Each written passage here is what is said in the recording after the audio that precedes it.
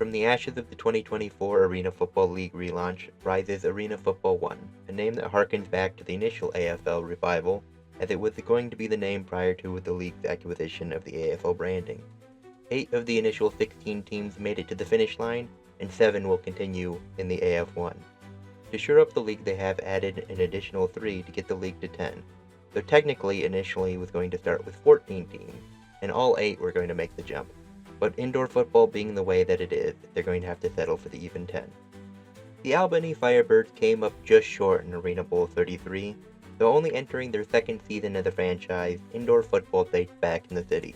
First with the original Firebirds in the original AFL from 1990 to 2000, then the AF2's Conquest from 2002 to 2009, and a return to the AFL with the Empire in 2018 and 19, and then the Empire's return in the National Arena League in 2021 until its disastrous ownership and closure by Antonio Brown in 2023. They are coached by second-year head coach Damon Ware, who's been in Albany since the NAL Empire. Though getting strong quarterback play from Jake Medlock last season, they have improved at the position with the addition of 2024 Indoor Football League Offensive Player of the Year Sam Castronova, who tallied up over 3,300 yards, 75 touchdowns, and only 7 interceptions, as well as adding an additional 400 yards and 23 touchdowns on the ground. To pair with him, they have re-signed wideout Darian Townsend, who hauled in 23 receptions for 293 yards and 4 touchdowns last year, and brought over Billings Outlaws wide receiver Dwayne Brown, who torched Albany in the Arena Bowl for 5 touchdowns. And on defense, they have amassed an impressive range of former Power 5 talents, such as Kansas DB Mike Lee, Old Miss DB Derek Jones, West Virginia defensive lineman Ezekiel Rose, Tennessee defensive lineman Savion Williams, and Rutgers linebacker Drew Singleton. The Arizona Bandits are the one new expansion team making it to the inaugural kickoff. Initially planned to be part of the AFL relaunch, they postponed their entrance and now find themselves in the AF1. Setting up shop in a state dominated by the rival Indoor Football League and its 3 teams, the Bandits might find themselves in a tough spot for eyeballs, especially in the Phoenix area with the Arizona Rattlers in town. To relieve some of that though, they hired former Rattler and Phoenix native Chad DeGreener as their first head coach. They also made big signings in former Last Chance U star Malik Henry at quarterback and former 2-time All-Arena wideout Larry Beavers. While on defense, they signed South Carolina defensive line product Ulrich Jones, who has spent time in both the Alliance of American Football and XFL among other indoor leagues, and stands at a towering 6'7". The reigning Arena Bowl champions Billings Outlaws look to repeat that success in 2025, but coach Cedric Walker's title defense will not come without some difficulty, most notably through the loss of Arena Bowl MVP quarterback Isaac Harker. To replace him, they have signed former Fresno State and Fort Lewis quarterback Brandon Wingle and reigning 2-time Mid-Atlantic Conference Offensive Player of the Year Russell Minor Shaw. They have also signed a pair of ex-FBS wideouts in CMU's Kenny Brewer and ULM's Javen Fred, who compiled 60 catches for 888 yards and 4 touchdowns in his collegiate career. And on the defensive side of the ball, they have signed 2023 first-team All-MAC defensive lineman Sidney Houston out of Ball State. The American indoor football runner-up Corpus Christi Tritons have had a bit of a wild offseason, initially joining the NAL through its merger with the AAF. An unknown complication left them off the league schedule, and they had to quickly pivot, finding a new home in the AF1. First-year head coach Johnny Anderson will have a bit of a competition at quarterback, as they have signed Arena League standouts Josh Hollins and Javante Johnson, as well as IFL and NAL experienced Fred Payton. Not under any competition, though, is wide receiver 1, as they've signed former Albany Firebird Darius Prince, who hauled in 66 balls for 868 yards and a whopping 22 touchdowns last season. And on defense, they have made quite the pickup, signing former AFL Defensive Player of the Year and 3-time All-Arena DB Dwayne Hollis. After a late season folding, the Nashville Kats found themselves as a playoff team in their inaugural season, and despite the 3-4 record, they were able to upset the 4 seed and get a postseason victory. Unfortunately, the clock would strike midnight on their Cinderella story in the next round, as they would come up just short to eventual champion Billings, 35-32.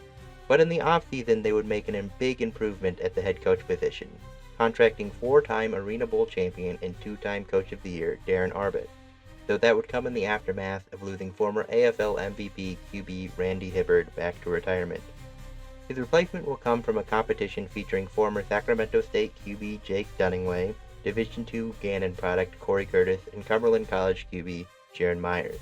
while their defensive line should be fearsome, featuring ex-FBS talent in Fresno State's Johnny Hudson and Illinois' Roderick Perry, as well as their defensive backfield with Toledo's Kenny Veal and Houston's Sean Lewis. The Oregon Lightning returned to play after a season off, coming from the American West Football Conference, where they played under the name the Oregon High Desert Storm. The name change coming as not to cause confusion with the league's other Storm franchise. Though not officially connected, they share several key personnel from the 2024 AFL's Oregon Black Bears, one of the many teams to fold during the season, despite the team's 3-1 record at the time. Head coach Chuck Jones being one of those. Based out of Redmond, Oregon, they play in the league's smallest venue, with a capacity of just 4,000.